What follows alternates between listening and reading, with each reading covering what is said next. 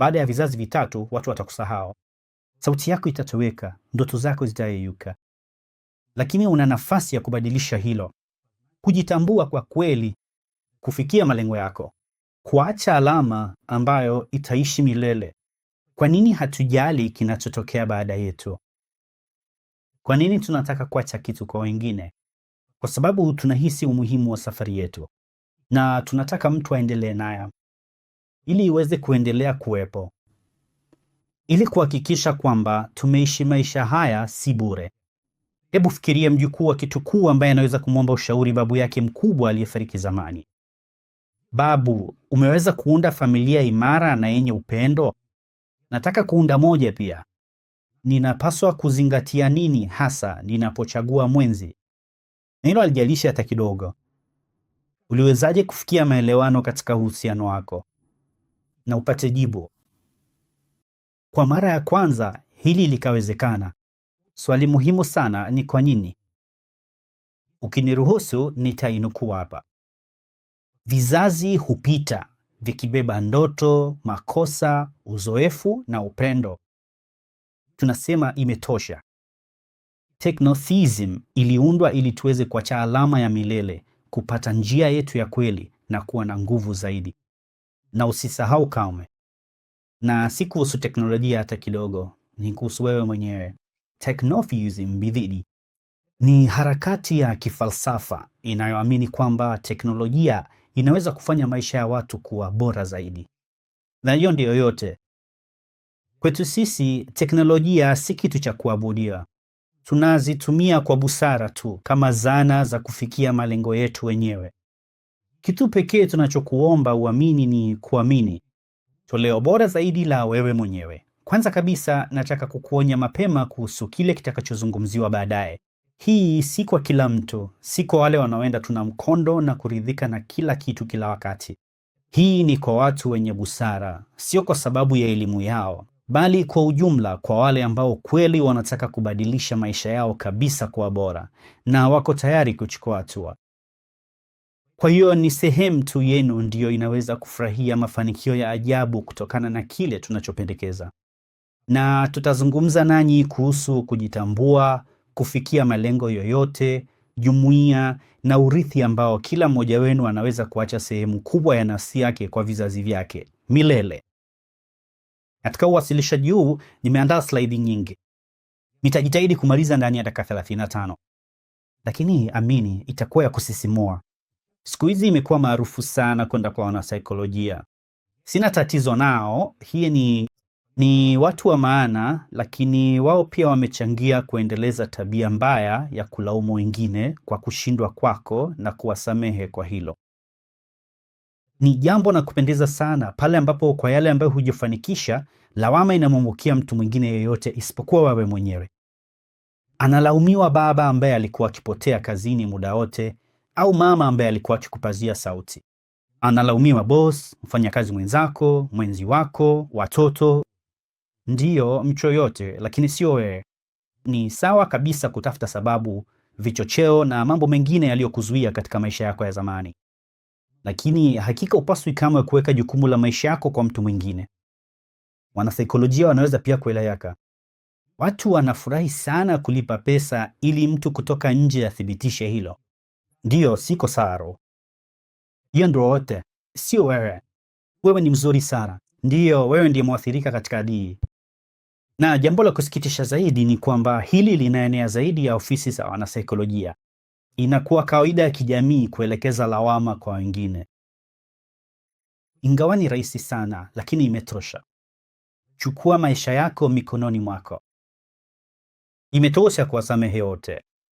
Ni wewe tu unayewajibika kwa mafanikio na kushindwa kwako. Na kama uko tayari kuishi kwa sheria zako, kuchukua jukumu kamili juu ya maisha yako, basi tutakupa chombo cha kipekee cha kufikia malengo yako yoyote kwa urahisi na haraka iwezekanavyo. Hata kama bado huna malengo yenyewe, nilijitengenezea mfumo huo, na katika kipindi cha zaidi ya mwaka mmoja nilifanikiwa kupata mafanikio makubwa katika nyanja zote za maisha yangu. Sitaorodhesha kila kitu sasa, itachukua muda mwingi sana. Hii ni takriban malengo 160 yaliyofikiwa. Hizi ni pamoja na viwango vya ziada katika ujifunzaji wa lugha na ongezeko la mapato la 250%, mpangilio kamili katika mambo binafsi, familia na kazini. Nimekuwa nikizingatia sana afya na utimamu wa mwili wangu, nikiacha mitandao ya kijamii na vitu vingine vinavyonisumbua. Nilipata ujuzi mpya 21 kwa kuchukua kozi maalum na kutumia kile nilichojifunza katika mazoezi katika maisha yangu ya kila siku na kazini. Naam, sasa nitakuletea mojawapo ya malengo yaliyofikia. Huu ni Technotheism. Hii yote ni njia yangu kuelekea toleo langu mwenyewe 2.0. Ninakualika pia uchukue kila kipengele cha maisha yako hadi ngazi inayofuata. Ninawasilisha kwenu mfumo wa M2.0. Huu ni mfumo wa kujijua kwa kina na kufikia malengo. Kanuni ya uendeshaji wa mfumo wa M2.0 ni rahisi sana na wazi. Kwa sasa kuna maeneo 46 ya maisha katika mfumo. Wanafunika kila kitu. Kila eneo limegawanywa katika vigezo na lina swali. Unajibu maswali na wewe unajipa alama mwenyewe kutoka 0 hadi 10. Kwa kiwango gani unaridhika hasa na kipengele hiki cha maisha yako kwa sasa hivi? Kama unaridhika kwa 10, safi kabisa. Nenda kwenye swali linalofuata. Kama alama ni chini ya 10, basi unapaswa kufikiria na kuelezea mwonekano wa kipengele hiki ukiwa na alama 10 ukoje. Amini, wakati huo tayari utakuwa unajua hilo. Na kisha wewe mwenyewe unafafanua lengo linaloweza kupimika la pointi 1, 2 au 3. Ukiona ni vigumu, akili bandia itakusaidia na hili. Haya yanapaswa kuwa malengo halisi ambayo yanaweza kufikiwa ndani ya miezi 6 hadi 18. Acha nikupe mfano. Unataka kujifunza lugha mpya kuanzia mwanzo. Hakuna haja ya kuweka lengo ili kufikia kiwango cha C1. Weka kiwango A1 na ufikie.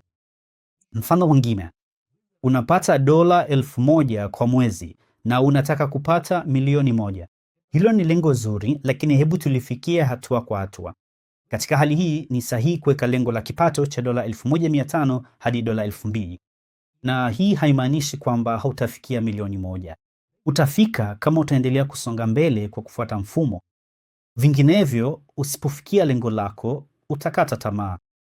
Na hii itaathiri malengo mengine yote. Toleo la 2.0 ni mwanzo tu. Hakuna kikomo cha ukamilifu. Turudi kwenye mshuno. Ulielezea jinsi 10 kati ya 10 zinavyoonekana. Nao waliandika shabaha au jozi ya shabaha. Baada ya hapo, kocha wako wa AI atakusaidia kugawanya lengo lako katika hatua maalum na kugeuza maendeleo yake kwa mfumo, ambapo kila siku au mara moja kwa wiki utahitaji kutenga muda kidogo kwa swala hili maalum, mahali fulani kati ya dakika 1 na dakika 30. Yote inategemea. Kwa hivyo hatua kwa hatua utafikia malengo yako. Huu ndio mfumo rahisi na wenye ufanisi zaidi ambao nimewahi kuona. Hebu tujaribu kuelewa. Kwa nini tunahitaji malengo? Malengo huamua mwelekeo. Bila wao unafanya mambo bila mpangilio. Malengo mazuri yanakuchochea kuchukua hatua. Ni muhimu kutambua malengo ya kweli na kuachana na kila kitu ambacho hakielekezi kwenye malengo hayo. Hii inaitwa kuzingatia. Kufikia malengo ni maendeleo yako kama mtu binafsi. Unajifunza mambo mapya, unayatumia na kufikia kiwango kipya katika kila kitu. Na jambo muhimu zaidi, kufikia lengo hubadilisha ndoto kuwa ukweli. Na hapa inawezaje kuwa haifai? Itabidi ninukuu. Ndoto iliyoandikwa na miadi inakuwa lengo. Lengo lililogawanywa katika hatua huwa mpango. Na mpango unaoungwa mkono na vitendo hufanya ndoto yako iwe kweli. Sijaota kwa muda mrefu. Ndoto zangu zote zikawa lengo. Malengo ndio dira yako. Ni malengo yanayopaswa kuamua unachopaswa kufanya. Unahitaji kuangalia kila mara kama unachofanya au unamfanyia nani kazi au unapofanya kazi vinakuongoza kwenye malengo yako. Kama sivyo, basi unahitaji kuiacha. Tafadhali tuwe na busara. Hii haimaanishi kwamba unapaswa kuacha kila kitu, chanzo chako pekee cha mapato leo. Bila shaka sivyo.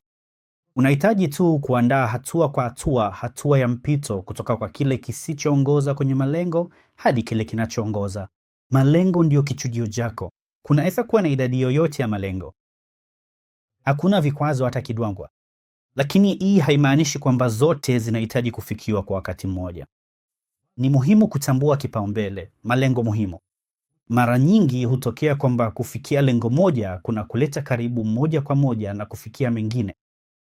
Unahitaji kuzingatia jambo kuu na kuachana na kila kitu kinachokuzuia na kuvuruma. Sheria muhimu zaidi katika kufikia malengo si mbio za masafa marefu, bali mbio za marathon. Bila shaka, kila mtu anataka kufikia lengo lake kwa muda mfupi iwezekanavyo. Hii ni hamu ya asili. Katika hali kama hizo, motisha ina jukumu kubwa sana. Unataka kufanya mengi kwa wakati mmoja, lakini inafanya kazi kwa muda mfupi sana. Baada ya hapo unaacha. Ilianza. Nitakuambia tu kwa kutumia mfano wangu mwenyewe.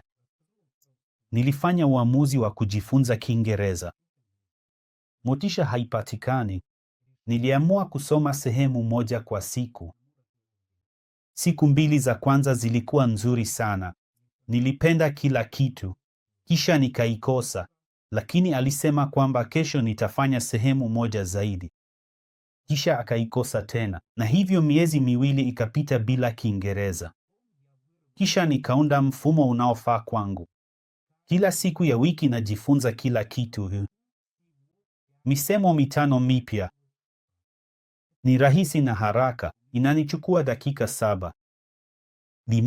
Misemo 5 haionekani kama mengi, lakini kwa kipindi cha mwaka mmoja hiyo inafikia vifungu vipya 1400. Hii ni idadi kubwa. Na hiyo ndiyo nguvu ya nidhamu.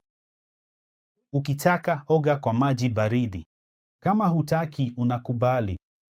Huu tayari ni mfumo. Na mfumo mbaya zaidi hufanya kazi vizuri zaidi kuliko ule bora zaidi. Sio mfumo. Matokeo yake haya yote yanakuwa tabia na hayasababishi upinzani wowote. Hebu fikiria kwamba shabaha yako ni chupa au kopo. Hata kama utamwaga tone moja tu ndani yake kila siku, mapema au baadaye litafurika. Mbele yako kuna kiolesura cha mfumo wa M2.0 ambacho kinapatikana kwa lugha 37. Ningependa kukuonya kwamba bado tuko kwenye majaribio ya beta. Sasa hivi nitakuonyesha haraka jinsi ya kuingiliana na mfumo huu. Mbele yako kuna makundi yanayoonyesha maeneo mbalimbali ya maisha yako: tabia, burudani, familia, fedha, kazi na mengine mengi. Kila eneo lina kipimo chake cha maendeleo. Juu kabisa unaona maendeleo yako ya jumla katika safari yako kutoka toleo lako la 1.0 hadi 2.0. Chagua eneo lolote la maisha na utaingia kwenye orodha ya vigezo. Chagua kigezo chochote. Hapa unahitaji kujibu swali la kigezo.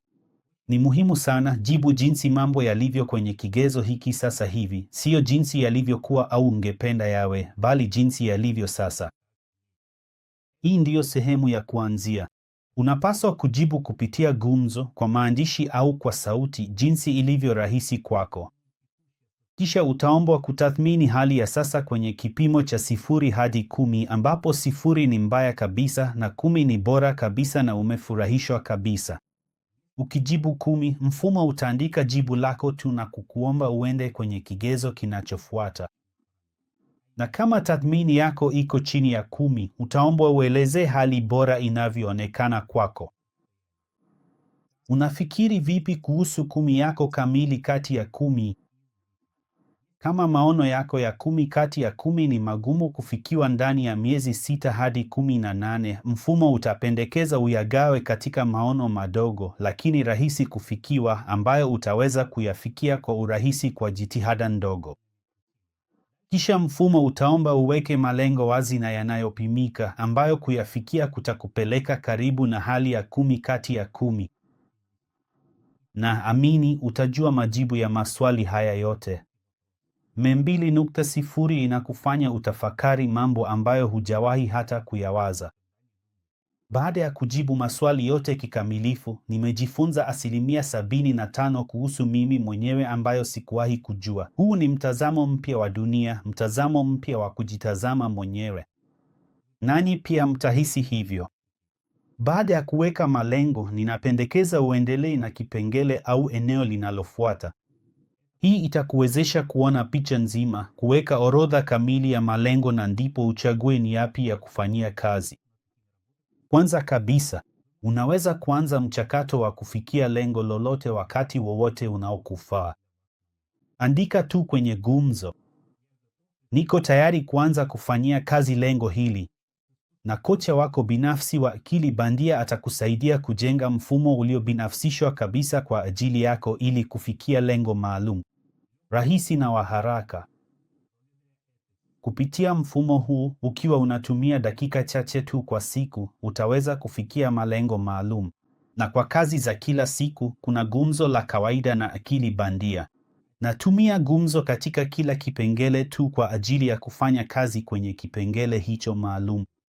Hii ndiyo inayoifanya mfumo wa M2.0 uweze kujibadilisha kikamilifu. Kila mtu ana hali yake ya kuanzia na anayotamani, malengo yake binafsi. Hakuna mifumo ya kufanana, ni mbinu ya kipekee kwa kila mtu. Kama ulivyokwisha elewa, huhitaji ujuzi wowote wa kiufundi ili kutumia mifumo ya 2.0, sivyo? Kila kitu ni rahisi kuelewa. Unaweza kumwandikia kocha wako au unaweza kuwasiliana naye kwa sauti ukimtamkia ujumbe. Lakini turudi kwenye malengo. Nataka kuonyesha wazi jinsi yalivyo muhimu. Hebu fikiria umesimama shambani, kuna giza, huwezi kuona chochote. Kama ilivyo sasa. Utaenda wapi? Mahali fulani kuna mahali ambapo unataka kuwa. Tuseme ni bonde la kijani kibichi lenye bustani zinazochanua, nyumba nzuri ambapo kuna wingi, kila kitu ni kizuri. Lakini kuna maeneo mengine. Kwa mfano, kinamasi ambapo unaweza kukwama kwa muda mrefu. Au jangwa ambapo oasisi wakati mwingine hupatikana. Au mapumziko tu, wapi pa kwenda? Jinsi ya kwenda, kwa mguso. Unaelewa kwamba hizi zilikuwa sitiari. Kuvunjika ndiko kutasababisha kifo cha mapema. Uhalifu, dawa haramu, mtindo mbaya wa maisha na kadhalika. Bwawa ni ambapo unaweza kukwama kwa miaka mingi.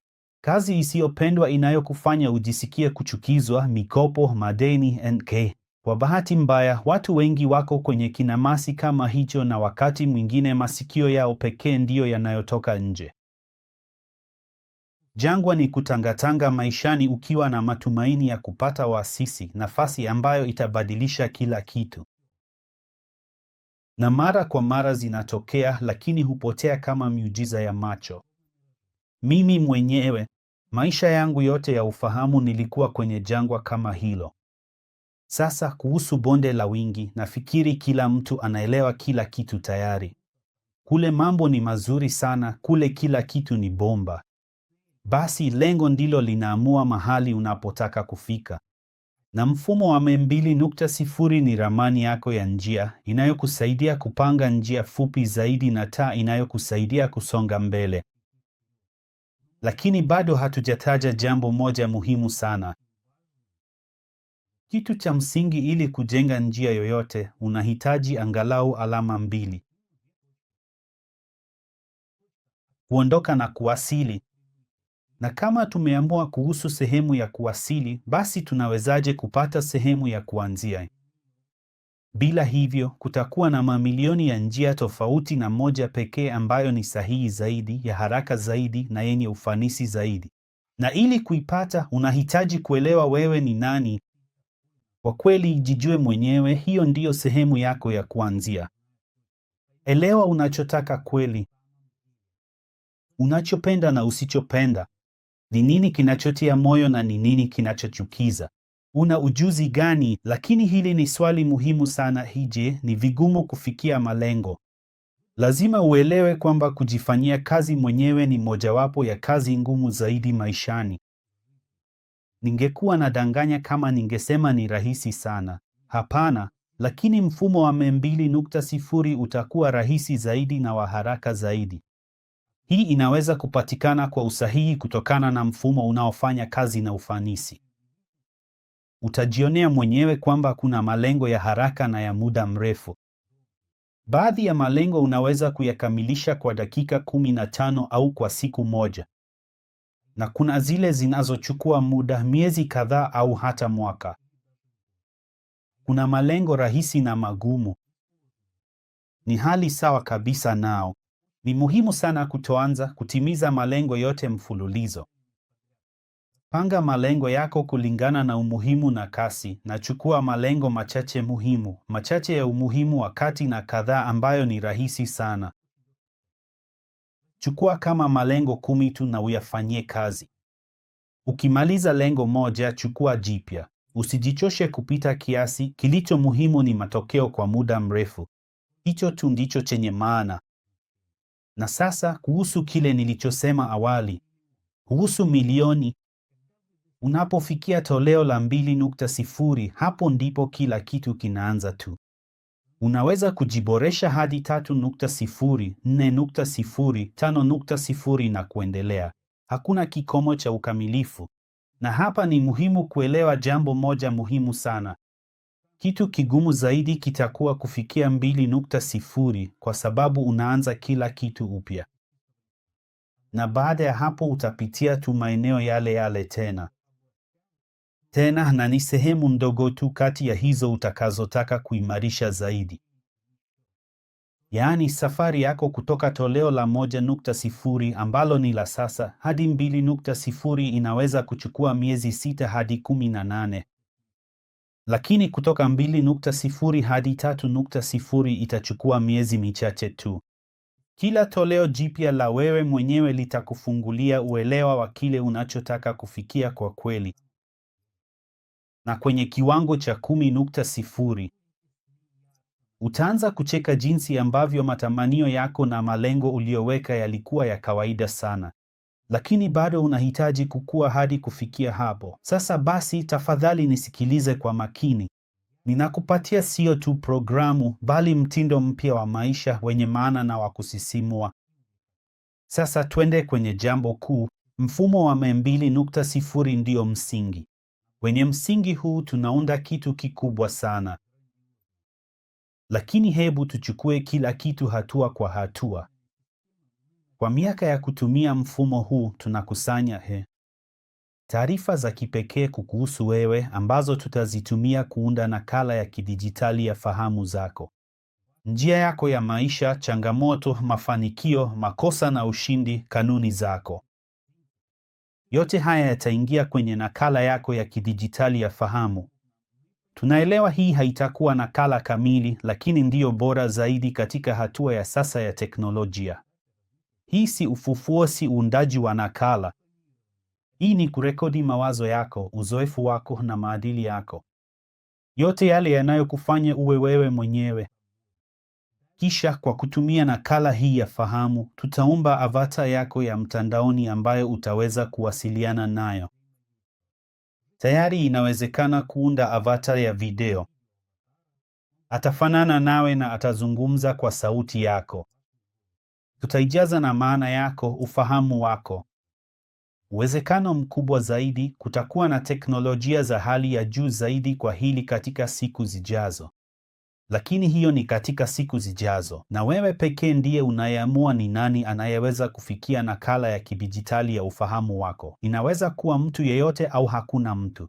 Uamuzi ni wako kabisa. Kwa hiyo, kadri unavyoanza kutumia mfumo wa 2.0 mapema, ndivyo utakavyoweza kuhifadhi taarifa zaidi kuhusu wewe mwenyewe kwa ajili ya nakala ya kidijitali ya ufahamu wako. Kadri unavyotumia mfumo huu mara nyingi, ndivyo taarifa zitakavyokuwa sahihi zaidi. Taarifa kuhusu wewe zitahifadhiwa. Na mapendekezo kutoka kwa kocha wako wa akili bandia yatakuwa ya kibinafsi zaidi. Kwa sababu mfumo unakujifunza na kujibadilisha kulingana na wewe, kasi yako na vipaumbele vyako. Kwa nini hili ni muhimu? Kwa sababu kama ilivyo kwa 95% ya watu duniani, huenda hukumbuki mababu zako zaidi ya vizazi vitatu nyuma. Ni kama vile hawakuwahi kuwepo. Walikuwa hai. Walipenda, walifanikiwa, walikosea, walianguka na wakainuka tena. Walikuwa na uzoefu muhimu sana ambao unaweza kuwa na manufaa kwako sasa. Lakini huwezi kuitumia kwa sababu hujui hata majina yao yalikuwa yapi. Tunataka kuvunja mnyororo huu, kusahaulika.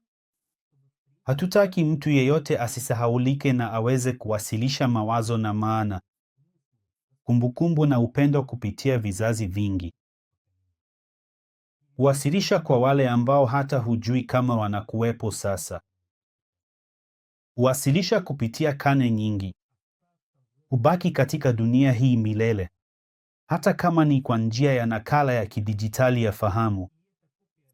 Na nakala hii ya fahamu itaendelea kukua hata baada ya wewe kutokuwepo. Nakala za fahamu za ndugu zako zitakuwa zinashirikiana nayo. Kama watafanya hivyo, basi nayo itapata taarifa mpya, itawajua wajukuu zako uso kwa uso, kujua wao ni nani na kuzungumza nao. Kwa mara ya kwanza tunaweza kuridhisha kwa vizazi vyetu sio tu bali pia maarifa, uzoefu, uangalizi na upendo. Hii ndiyo dhana yetu ya umilele wa kidijitali. Sote tutatoweka mapema au baadaye, lakini kwa mara ya kwanza tuna nafasi ya kubaki kwa wale tunaowapenda. Sasa nitakuambia kuhusu utaratibu wa kuunda nakala za fahamu za kidijitali. Mchakato mzima utafanyika kwa msingi wa anayefika kwanza, anayehudumiwa kwanza, ambao utaathiriwa kwa njia moja au nyingine na mambo niliyoyataja hapo awali. Hii inajumuisha tarehe ya usajili, kiwango chako, na kama tayari kuna taarifa za kutosha kukuhusu. Kwa hivyo, kila mtu ataweza kuunda nakala yake ya kidijitali ya fahamu wakati utakapofika. Hii inatumika kwa kila mtu bila ubaguzi. Lakini hatuishii hapo. Tunalenga kuunda jamii kubwa ya kweli mtandaoni na nje ya mtandao. Ni muhimu kusema kwamba hatuna uthibitishaji wa utambulisho na hautawahi kuanzishwa. Tutaanza bila shaka na jamii ya mtandaoni. Tutaunganisha kila mtu kwenye Discord yetu. Kwa njia, jiunge sasa hivi. Tayari kuna gumzo kwenye lugha kuu. Ikiwa itahitajika, tutaongeza zaidi. Hapo utaweza kuzungumza na watu wenye mawazo kama yako, kubadilishana maoni, malengo, matokeo na kusaidiana. Kuna vyumba vya sauti, msaada, vyeo mbalimbali, hadhi na majibu ya maswali. Changanua msimbo wa pro na ujiunge. Au unaweza kufuata kiungo kwenye tovuti. Kuhusu jumuiya za ndani za ana kwa ana, tunalenga kufikia karibu kila nchi na kila jiji kubwa. Kwa muda, bila shaka. Kwanza tutawakusanya mtandaoni, tutaelewa wapi kuna watu wengi zaidi, na kutoka hapo tutaanza kujenga jumuiya za ndani. Huu ni klabu ya watu wenye mawazo yanayofanana, wanaofanya kazi katika jiji lako. Mtaweza kukutana hapo, kubadilishana uzoefu, kuwasiliana, kupanga matukio, sherehe, maonyesho au chochote mtakachotaka. Jumuiya hizi zitaongozwa na wasimamizi mtakaowachagua wenyewe. Kwa nini jumuiya za ndani ni muhimu? Kwa sababu ni mawasiliano ya moja kwa moja na watu wanaounganishwa na maslahi ya pamoja. Ndiyo, na tukubali ukweli, karibu tumeacha kabisa kuzungumza na watu ana kwa ana. Kila kitu sasa ni kupitia mitandao ya ujumbe, barua pepe, mitandao ya kijamii na simu. Kizazi kipya karibu kimesahau kabisa kutembea mitaani na kutafuta marafiki wapya. Na hata kwa watu wazima, mambo si rahisi pia siku hizi. Na hii ni nafasi nzuri sana kupata marafiki wapya. Sababu nyingine ni mtandao wa mahusiano, na sio tu kwa ajili ya biashara. Inaweza kuwa ubunifu, burudani, mapumziko au maisha binafsi. Utapata kuvutia kupata watu wenye nia moja na kutembea katika njia hii pamoja. Pia utaweza kupata mwenzi wa maisha katika siku zijazo. Tumejitolea kuwasaidia wanandoa kujenga familia imara. Sitaingia katika maelezo zaidi sasa. Zaidi kuhusu hilo baadaye. Sisi wenyewe hatupendi, lakini kwa sasa tunalazimika kukataa usajili kwa watu ambao hawajafikia umri wa kuwa watu wazima katika nchi yako. Hii si vizuri, kwa sababu watoto kama hao wangeweza kufikia utu wakiwa tayari ni watu wanaojitambua na wanaoweza kufikia malengo yao. Lakini kwa sasa hili litaleta taratibu nyingi za urasimu na hatuko tayari kwa hilo kwa sasa. Lakini siku zijazo tutasuluhisha na tutafanya toleo maalum la watoto. Lakini kwa sasa hali ndiyo hiyo. Sasa tuangalie hofu na wasiwasi wenu. Ndiyo, najua unachofikiria sasa hivi. Unafikiri hili ni gumu sana. Hapana, ni rahisi. Tenda kwa mwendo wako mwenyewe unapojisikia vizuri. Angalau lengo moja kwa wiki, angalau lengo moja kwa mwezi. Ni biashara yako binafsi. Fanya unavyotaka. Huna muda. Lakini vipi nikikuambia kwamba huna muda, hasa kwa sababu huutumii ipasavyo? Kila mtu ana saa 24 kwa siku, lakini baadhi hufanikiwa kufanya kila kitu kabisa, huku wengine wakifanikiwa kufanya chochote. Tayari umejaribu na umeshindwa. Na nini? Unaweza kujaribu tena na tena kila wakati. Kila kitu unachoweza kufanya sasa, kuna uwezekano mkubwa hukufanya mara ya kwanza au ulikifanya vibaya sana.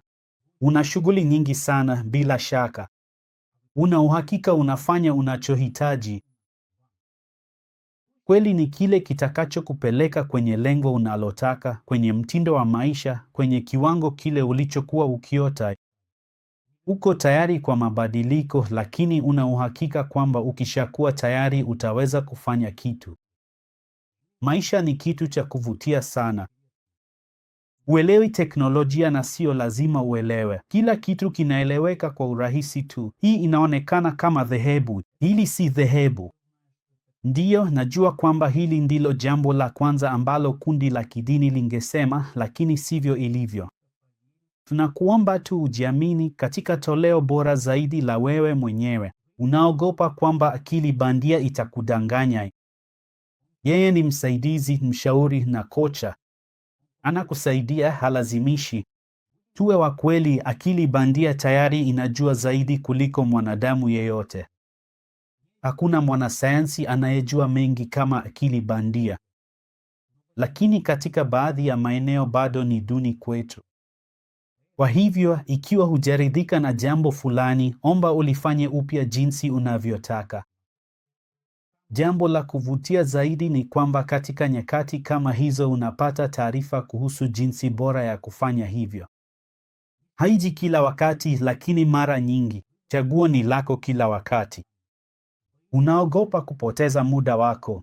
Nitakuambia hivi, hata matokeo mabaya zaidi yatakufanya uwe bora kuliko ulivyo sasa.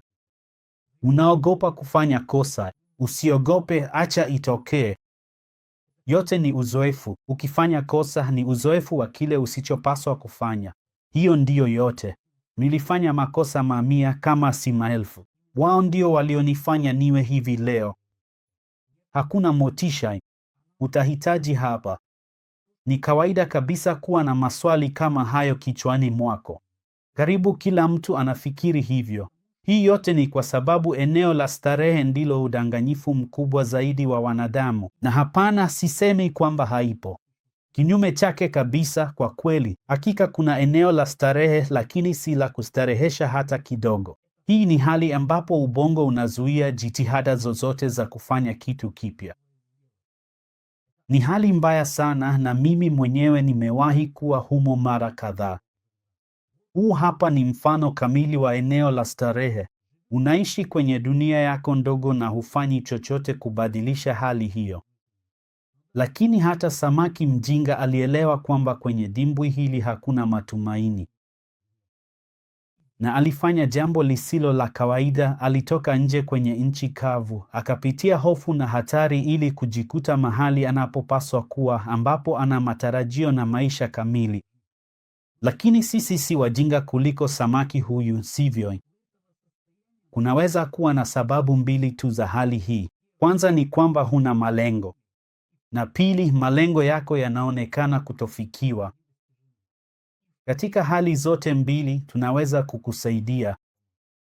Jisajili sasa hivi. Jiunge na jamii yetu. Taarifa zote kamili zinapatikana kwenye tovuti katika sehemu ya e-nyaraka. Unaweza kujifunza kwa kasi inayokufaa. Sio lazima kufanya hivyo kabla ya kujisajili. Zaidi ya hayo, naomba tusaidie ili tuweze kukusaidia. Kama una ujuzi na uzoefu ambao unaweza kuwa na faida kwa jamii yetu na uko tayari kushiriki bure au kwa gharama ndogo tu, basi toa msaada wako kwetu. Unaweza kufanya hivyo kwenye sehemu ya mawasiliano kwenye tovuti kwa kujaza fomu husika. Kwa sasa tunahitaji karibu kila kitu, na hasa kile unachokiona kwenye skrini. Huenda siku za usoni ukawa sehemu ya timu yetu. Tunataka kila mtu, bila kujali hali yake ya kijamii au kifedha, awe na nafasi ya kubadilisha maisha yake na kuacha alama katika historia baada yake.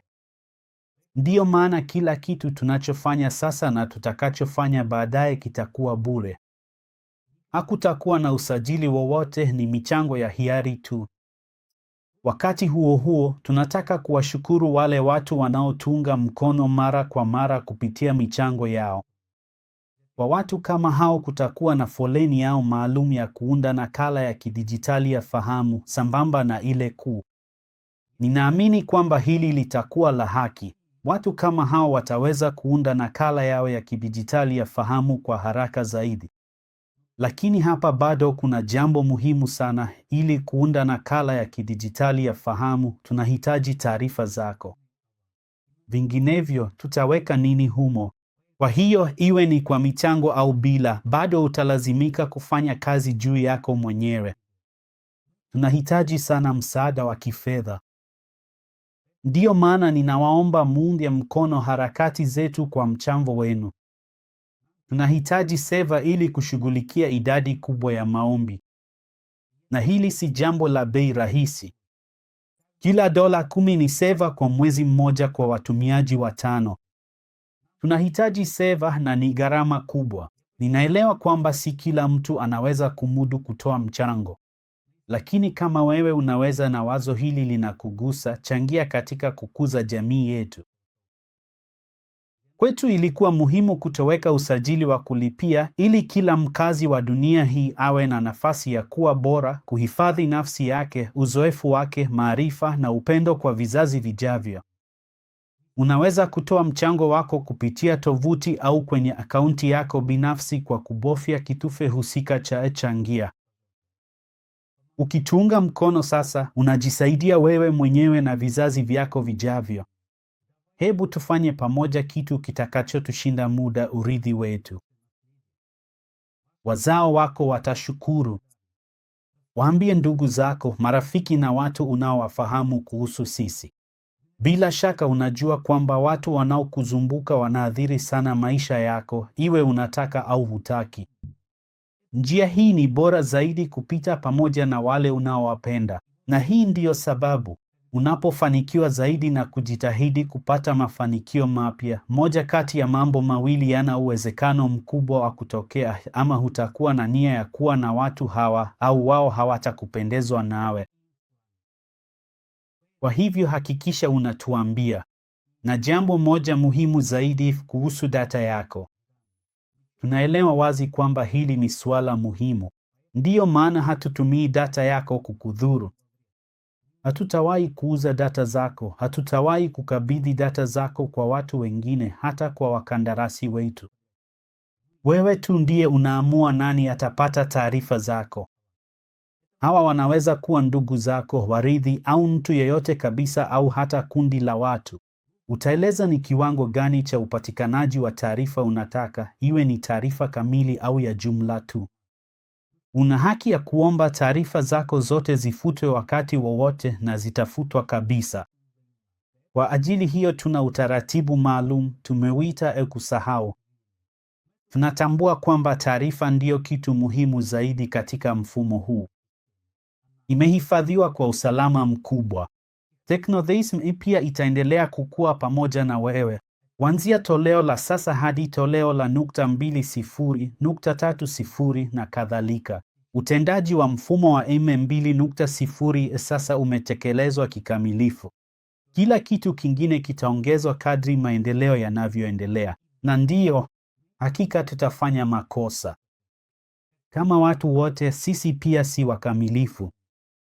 Hili ndilo tunalojitahidi. Na bila shaka nataka kukuambia kuhusu timu yetu ndogo lakini yenye umoja wa karibu sana. Ni kwa sababu yao tumeweza kuunda Technotheism. Msingi wa timu ni watu 6 tu, na wote ni wataalamu wa kiwango cha juu, kila mmoja katika eneo lake. Tulitumia mwaka mzima tukitengeneza kile ambacho nimewaeleza sasa hivi, bila mishahara, bila wadhamini, bila wawekezaji, bila ufadhili wowote. Kwa nguvu zetu wenyewe tu. Tulikuwa tukiboresha dhana, tukibuni vipengele vipya na maeneo mapya ya matumizi. Baadaye kidogo, bila shaka, nitawatambulisha kwa timu yetu. Ninaamini tumefanya vizuri sana. Lakini neno la mwisho, bila shaka, ni leno. Sasa simama kidogo kwa sekunde moja. Vuta pumzi ndefu, angalia mazingira yako. Kumbuka wakati huu, kwa sababu ni huu wakati utakaokumbuka kila unapofikia lengo lako jipya, kila unapopiga hatua kuelekea toleo lako jipya la wewe mwenyewe. Utajishukuru mwenyewe kwa sababu ulichukua uamuzi. Lakini kama hutachukua uamuzi, bado utakumbuka wakati huu kama nafasi kubwa zaidi ulioikosa. Kwa njia moja au nyingine, wakati huu utakukaa akilini milele. Hilo na kuhakikishia. Kwa sababu ya hili, hutawasahaulika hata baada ya vizazi vitatu, wala hata baada ya 10. Na kile utakachoweza kufikia maishani kitakuwa mfano kwa vizazi vyako vijavyo. Wape wao na watu wanaokuzunguka sababu ya kujivunia wewe na mafanikio yako. Na muhimu zaidi, tujipatie mwenyewe hiyo sababu. Jisajili sasa hivi. Tunayo safari ndefu sana mbele yetu pamoja. Safari ya kuelekea toleo bora la wewe mwenyewe. Wakati wa kuchukua hatua umefika. Anza kwa kujisajili.